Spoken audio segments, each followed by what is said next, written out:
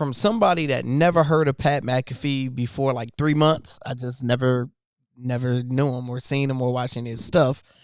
ESPN completely got it right. I just watched his full monologue, and Buddy probably did the best ever. He destroyed it, and I know ESPN writers is not good enough to write all of this, so I believe this is a lot of his own content. Pat, if you ever see this, please let us know how much of this that you actually wrote yourself. So we're going to play some of it. You know, I don't want to get a copyright strike, so we're going to look at some of his jokes that he did on Twitter. He started off with a Kevin Hart joke in his opening monologue. Let's go and cover it.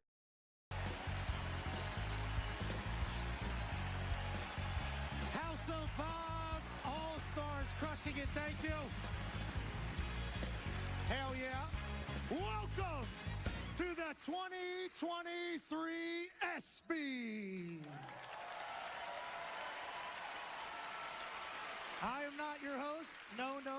There was supposed to be a funny host, a host that's friends with The Rock, a host that does interviews out of a cold tub, a host that I've never met, but from the pictures on the internet, I think that some bitch is about yay tall.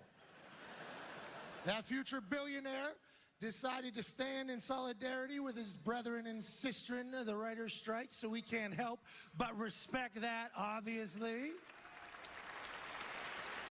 So I had no idea that Kevin Hart supposed to have been there, but he's striking it. I have no idea what is the strike is for.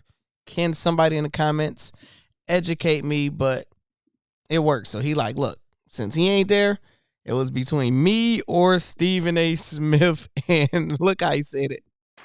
So the fine folks at ESPN and Disney, Jimmy Pitaro and Bob Iger, had to figure out who was going to do this part of the show. So they went down to the newly renovated ESPN talent offices, and it was literally me or Stephen A. Smith. Unfortunately for all of us, Stephen A. Smith is busy this evening trying to get to the bottom of the whole Zion Williamson OF model fans face tattoo thing. Like, for him to start off saying that is completely priceless. Because if y'all follow Stephen, oh Lord, if y'all follow Stephen A. Smith on Twitter, Buddy has been going to ham on that situation. I don't care what you got going on in your personal life, but you gotta be doing, it's a little dramatic. He got too many videos, find it, but it's hilarious. So shout out to Stephen A. Smith, and that was great that he opened it up saying that, but that's completely funny.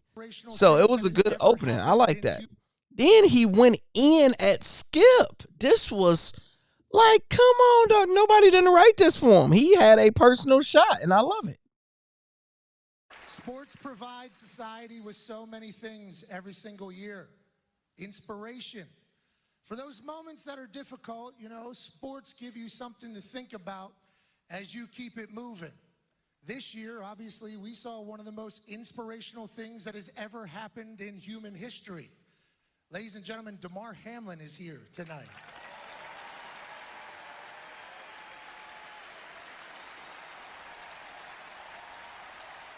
Hell yeah.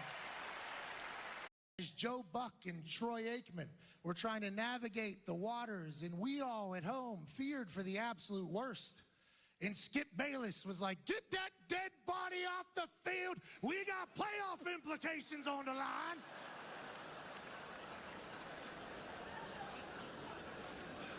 He said it. The tweet's still up. Hashtag delete the tweet, Skip. Come on.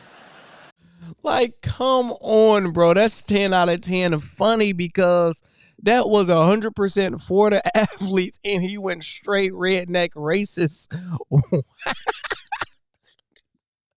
I'm surprised Skip haven't tweeted about that, man. And he kept on jabbing Skip throughout the show.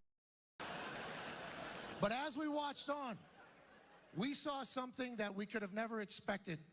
Tonight, here at all.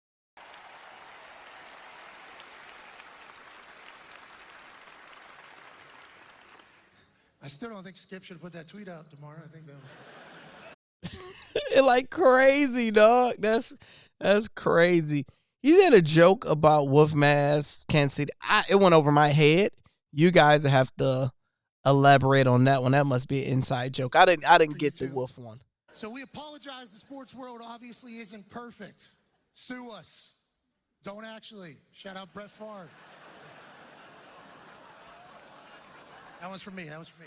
And Shannon Sharp. Shout out. Skip one was for you too. So we...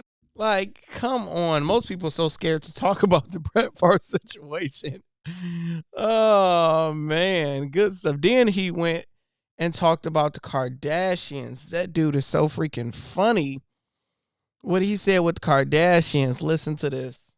Say hello because I think all of us, learning of him very recently, can't wait to watch him take on the NBA's best, the Kardashian family.